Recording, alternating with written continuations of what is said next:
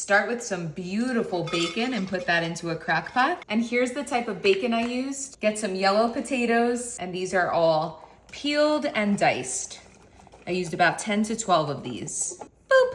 Next, add in 1 big boy onion, nice and diced, and about 6 stalks of celery here. With your breath ruiner, it's clam time. Just add these right into the stock pot with the juice. Get it all in there. Last one here. Oh yeah. And I'm just adding just a smidgy of bacon fat.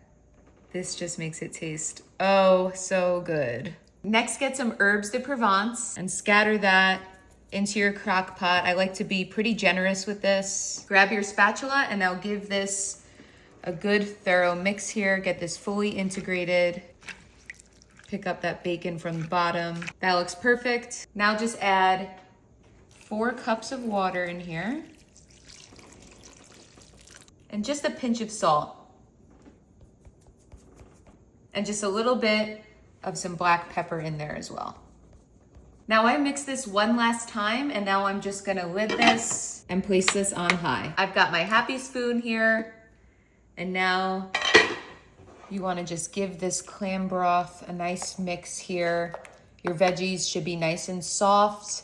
And now we're ready for the last step here. This is so easy. Now grab some half and half.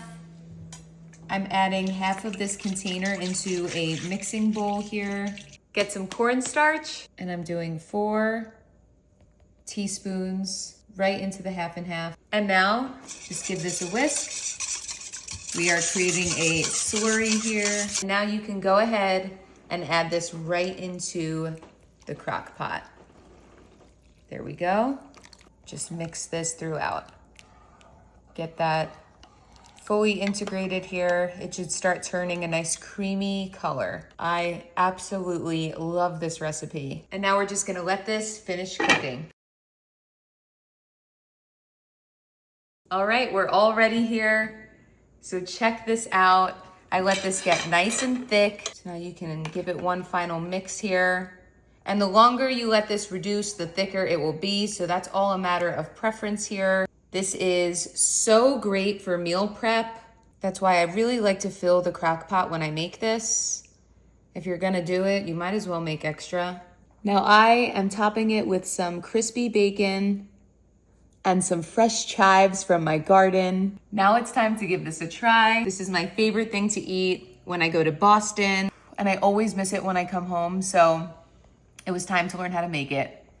Bon appetit.